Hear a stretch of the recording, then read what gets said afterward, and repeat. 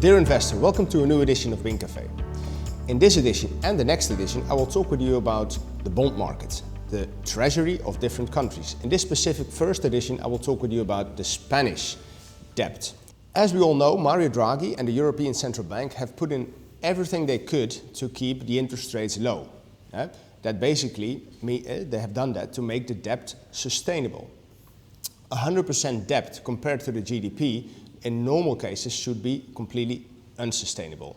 In this chart, you see the level of interest that the Spanish government is paying on their debt.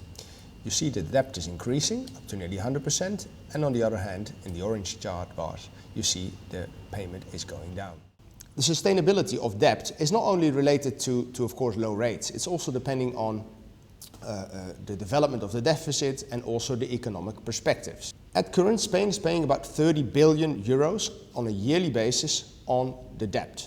That is more or less the same amount as 8-9 years ago in 2010-2011. However, the debt at that moment was only 60%. So what we can see is basically that even though debt has grown dramatically, the cost for the countries such as Spain, such as Italy, hasn't gone up that much.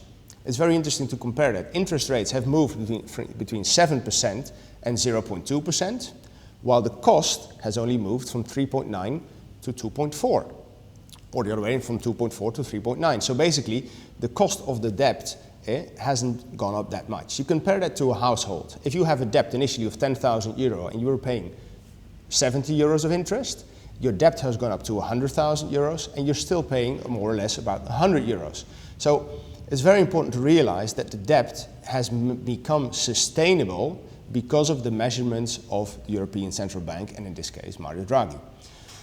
Christine Lagarde, the new president of the European Central Bank, has announced that she will continue to put in those specific measurements to keep the economy going. What is important?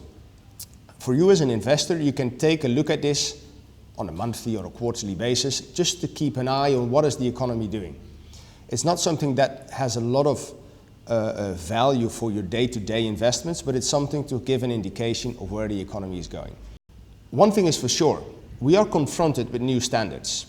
Normally, after a crisis, you see interest rates are low, they start rising again, but the debt has also gone down dramatically. That hasn't happened this time. Debt is very high, interest rates are still very low, and we're still not capable of increasing, of letting the interest free. Free market is still not allowed. You see that the central banks still need to keep going on with quantitative easing. For you as an investor, take a look at what is happening with the 10-year treasury of Spain, other countries, and evaluate how that might impact your own investments. Thank you very much for watching this edition of Binck Café. Next time, I will talk with you about the definition of the recession alarm.